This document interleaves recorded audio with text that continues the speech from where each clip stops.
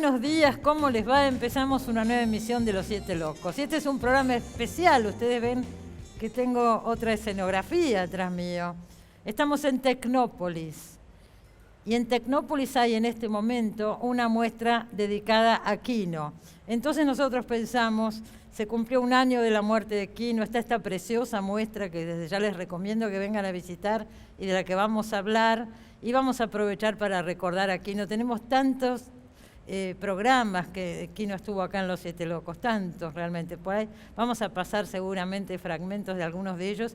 Y además tenemos 4 invitados muy cercanos a Quino, desde distintos ángulos, para recordarlo, para hablar de él y a partir de Quino de tantas cosas. Pero yo empezaría hablando de la muestra, y está con nosotros Julieta Colombo, que es la, ¿qué digo? La representante de Quino, sí, además de sobrina, pero bueno, sí. Ahora que no está Quino, estás a cargo de toda la obra, Julieta. Ahora que no está Quino, estoy a cargo de toda la obra. Soy de la familia quien se ocupa de su obra por el tiempo que hace que estuve trabajando con él. Porque antes de morir Quino, durante muchísimos años trabajaste con él. Casi 30, sí. ¿Casi muchísimo, 30? Sí. ¿Era su representante? No, su representante un poco después, pero trabajé con Alicia desde hace muchísimos años. En realidad sos sobrina de Alicia Soy Colombo, sobrina la de mujer de Quino. Sí. Claro, claro, y ahora es enorme todo lo que estás administrando, porque Quino está en todos lados, en todo el mundo. Se reedita constantemente, es un gran trabajo. Es un gran trabajo, que para mí además implica una gran responsabilidad. Pero sin duda, ¿no es sí. cierto?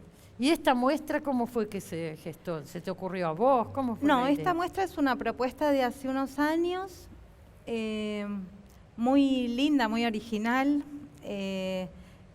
y Cultura quería homenajear a Quino aquí en Tecnópolis, el Ministerio de Cultura, y a mí se me ocurrió que esta había sido una muestra que había estado muy poquito tiempo en un antiguo Comicópolis, que se dio 3 días nomás. Ah, ya había estado. Sí, pero casi que ni se pudo ver cuando fue en la rural. Y entonces, bueno, volvimos a contactar a la producción y les encantó, y además pudimos ampliarla un poco. Es una idea muy original de Javier Grossman y Lucas Breglia, que me convocaron hace unos años. Se les ocurrió no tomar a Mafalda, sino tomar el humor de Quino. Quino supongo que hubiera estado muy contento. Quino vio esta muestra. Quino la vio. Quino la vio. Porque digo, Quino a veces le cansaba que le hablaran todo el tiempo de Daniel Divin, que de esto sabe mucho, que le hablaran todo el tiempo de Mafalda, y él quería por ahí hablar de sus otros dibujos. Quino vio esta muestra, participó de esta muestra, fue a la inauguración, entonces nos pareció una linda propuesta para homenajearlo. Porque la idea es que toman algunos dibujos de Quino y los materializan. Aparece el objeto que se le había ocurrido a Quino. ¿Qué querés decir, Daniel? ¿La viste recién? Que la exposición, damos por supuesto que la gente lo sabe, la exposición se llama Las máquinas de Quino, y es la reproducción corporal en maquetas preciosas. Yo acabo de ver la exposición, no la había visto antes, de los dibujos que Quino había hecho de esas máquinas en un solo plano, en el plano del dibujo. Es una reproducción realmente estupenda que supera lo que uno hubiera imaginado en un maniático como era Quino, dicho con tono de elogio, porque la minuciosidad con la que reproducía las máquinas. Encontré, por ejemplo, un dibujo de Rep en la exposición donde cuenta que Quino estaba obsesionado porque no podía dibujar la máquina de cortar fiambre. Esa que había en las roticerías. Yo hace tiempo que no entro en una roticería, pero esa de la ruedita. Claro, y entonces Rep le dibujó una, pero esa misma obsesión la tenía para cada una de las cosas que hacía corporalmente traducidas al dibujo, al plano. Sí. Es decir, era una obsesión de miniaturista. Yo recuerdo cuando venía acá al programa, una vez lo vi que estaba parado al lado de una de las cámaras y la miraba, le digo, ¿por qué miras tanto la cámara? Y no, porque si algún día tengo que dibujar una cámara, él miraba todos los detalles, ¿no? En algún mundial, cuando todavía veía bien, reprodujo una cancha de fútbol. Él no era muy aficionado al fútbol. En algún momento se llegó a saber que era hincha de Independiente por asociación con Independiente Rivadavia, un equipo de Mendoza, pero jamás se manifestó muy aficionado al fútbol. Había reproducido, mirando los partidos del Mundial, un estadio para ver dónde estaban ubicadas las cámaras. Claro. Y eso sin ninguna finalidad relativa a su trabajo, simplemente por el placer. Bueno, pero yo creo que de la alguna cosa. manera eso después se notaba en el trabajo. No, sin duda. Sin duda está Tute con nosotros, está Renata Yushem. ¿Ustedes habían estado, vos estuviste, Tute, en la inauguración de esta muestra? No. La acabás de ver ahora. Sí, Lo mismo, Renata. Lo mismo. Sí, ¿Algún me comentario encantó. de la muestra? A mí me pareció buenísima la muestra, me gustó muchísimo. Y aparte todo ese mundo del blanco y negro, ¿no? O sea, está muy bien montada con esa falta de color, porque es como que sale de la historieta, Claro, sale del dibujo. Sale del dibujo. ¿Y Tute? Se la ve muy linda, yo la tengo que recorrer todavía, pero... además, Llegó medio sobre la hora de la grabación, por sí, eso no la vi. siempre es difícil trasladar una cosa que está pensada para la gráfica en 2D a las 3 dimensiones, ¿no? Claro que sí. Siempre es una aventura que puede fracasar fácilmente, digamos. Sí. Pero se la ve muy bien. Yo creo que porque Quino tenía eso que decía Daniel, ¿no? Ese nivel de minuciosidad y de detalle que hacía que para los tipos fuera fácil fabricar en 3D esas máquinas, ¿no? Sí, seguro. Me acuerdo que lo tuve a Garaycochea como profesor en mi adolescencia, y en una de las clases nos hizo dibujar una bicicleta a todos, ¿no? Entonces todos dibujamos una bicicleta y después pasaba por atrás y decía, bueno, ahora hagan que funcione. Porque siempre uno se olvida algo, ¿no? Y entonces te falta la cadena o algo que traccione para que puedan. Bueno, en Quino estaban todos, hasta los tornillitos. Hasta el último tornillo. Pero, miren, yo estuve viendo estos días algunas notas viejas y no siempre fue así. Después vas a hablar vos de esto porque estoy segura que sabés mucho, Daniel. En el libro de Quino, Mundo Quino, que se reeditó en el año 98, y Quino estuvo acá en Los Siete Locos, y mostrábamos sus primeros dibujos y comentábamos eso, era un trazo mucho menos minucioso. Y él fue contando cómo fue elaborando el trazo con el paso del tiempo. Vamos a ver un fragmento y después lo comentamos acá. Ahí va. Se reeditó Mundo Quino, como siempre, de La Flor, edita Quino. Mundo Quino es tu primer libro. El primero que salió hace 35 años. Hace 35 años. Vos decís acá en el prólogo, Quino, me gustaría que lo digas vos, no lo vamos a leer el prólogo acá, pero hablas un poco de la... No que lo leas, no te asustes. Hablas un poco de lo que te significa vos ver estos dibujos, lo que has ido cambiando a lo largo de estos años. 30 y pico de años, los dibujos son preciosos, son maravillosos, pero es verdad. ¿Hay diferencias con los dibujos actuales? Muchísimas. Son mucho más simples. Son más simples, ¿no es cierto? Pero también tienen una frescura que, bueno, que ahora uno no la tiene. Son todos mudos. Son todos mudos, eso Sí. noté. Son todos mudos, pero vos en general también tenés tendencia, vos preferís el chiste mudo. Vos Sí, me dijiste claro. una vez, pongo texto cuando es indispensable. Cuando es indispensable. Y porque hacer humor mudo es muy difícil, cada vez más, ¿no? En esa época yo estaba muy influenciado por Lino Palacio, que sacaba, cuando yo era muy jovencito, leía una historieta que él hacía que era El cocinero y su sombra, que era un cocinero con la sombra, sin texto ninguno. Y por unos dibujantes franceses que me gustaban mucho, que también hacían humor mudo. Y era, bueno, un humor que no tenía una temática muy precisa local, porque viste que hay desiertos, elefantes, árabes, de todo. De todo. Tampoco hay un tema definido. Tampoco hay un tema definido. Lo que se te ocurre en el momento. Bueno, hay mucho sobre política, dictaduras y cosas así. Bueno, ese tema es una de tus constantes. En mí, claro. Ahora, son todos anteriores a Mafalda, por supuesto. Hablo de Mafalda porque es como un hito, un antes y después de Mafalda. Claro, lo que pasa es que, bueno, cuando yo hice Mafalda llevaba 11 años haciendo estas cosas, ¿no?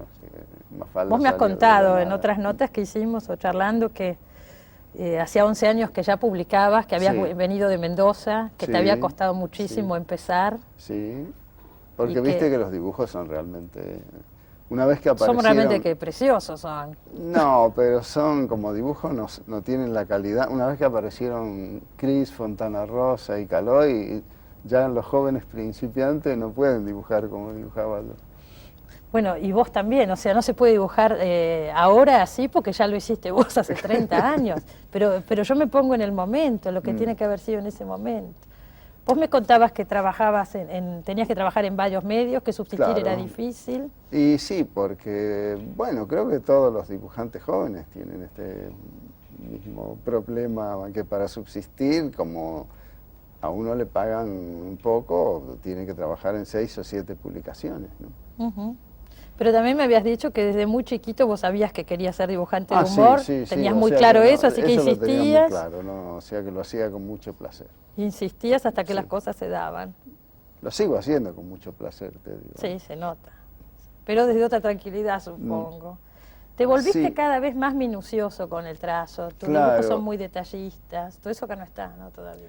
Todo eso ahí no está, y en eso tuvo influencia Divito, que él un poco me decía que un dibujo tan simple al lector, no, el lector paga por una revista y hay que darle mucho. Y entonces, bueno, me fue cambiando un poco el estilo él. Viste que aquí tampoco hay manchas ni tramas, son casi todos dibujos muy lineales. Muy lineales. Eso también me lo quito Divito.